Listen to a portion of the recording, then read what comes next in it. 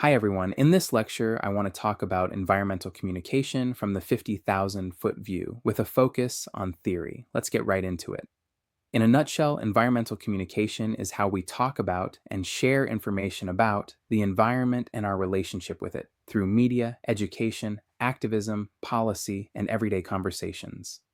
A statement from the Environmental Communication Division of the National Communication Association says that they believe all communication involves an environmental dimension because symbolic and natural systems are mutually constituted.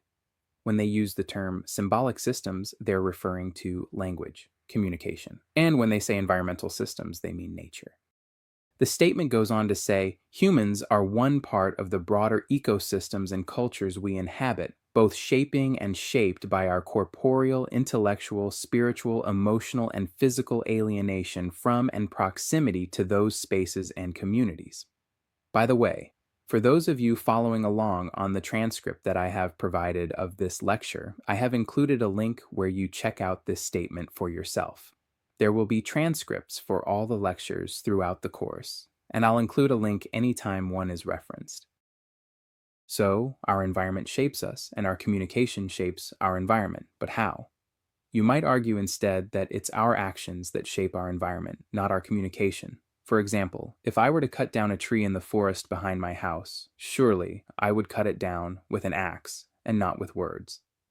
But throughout this semester, we will examine the ways in which our communication frames how we think about things, in this case, the environment, and this framing, in turn, informs how we act. Through our communication, we define what things mean to us, and then we forget how to see those things any other way. It all comes down to how we frame things. Again, for example, if I were to think about that forest behind my house as a sacred space, as a grove of the gods, then I might think differently about cutting down a tree than I would if I had framed the forest as simply a collection of natural resources. There are all kinds of frames we can put on a forest, and that's the point. It's not just the thing itself that matters, it's how we approach it. And all of this is determined by how we think and communicate. As Tama Milstein put it in the Environmental Communication Theories entry in the Encyclopedia of Communication Theory, the ways we communicate powerfully shape our ecological perceptions, and these perceptions inform how we act within the more than human world.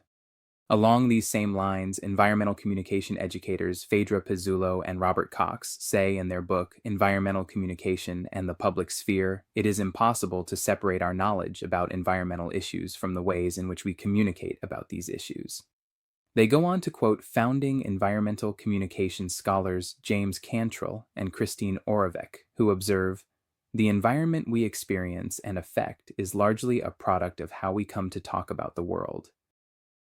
I know not every student in this class sees themselves as an environmentalist or envisions being a professional environmental communicator one day, such as an adventure journalist, a science educator, or green communications consultant. Some of you might be taking this class as a communication major with little knowledge of environmental matters, and some of you may know a good deal about environmental issues, but relatively little about communication studies. In both cases, welcome. Whoever you are, I believe it is important to think critically about what we believe about the environment and our place in it. And it's important to think critically about how we want to express those beliefs, because our communication shapes the perspectives of others, and the communication of others might shape us in return. The thing I love about communication studies as a discipline is that it invites us to look closely at the everyday aspects of life, such as how we talk to each other, and to question our assumptions about those things. This can lead to deeper understandings, which can in turn translate into stronger skills and better decisions.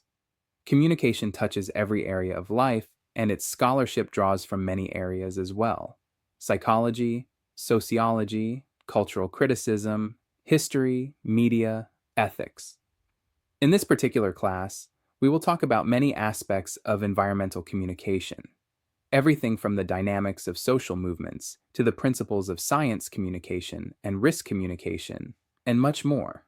As you can see from the course calendar, we have a lot to discuss.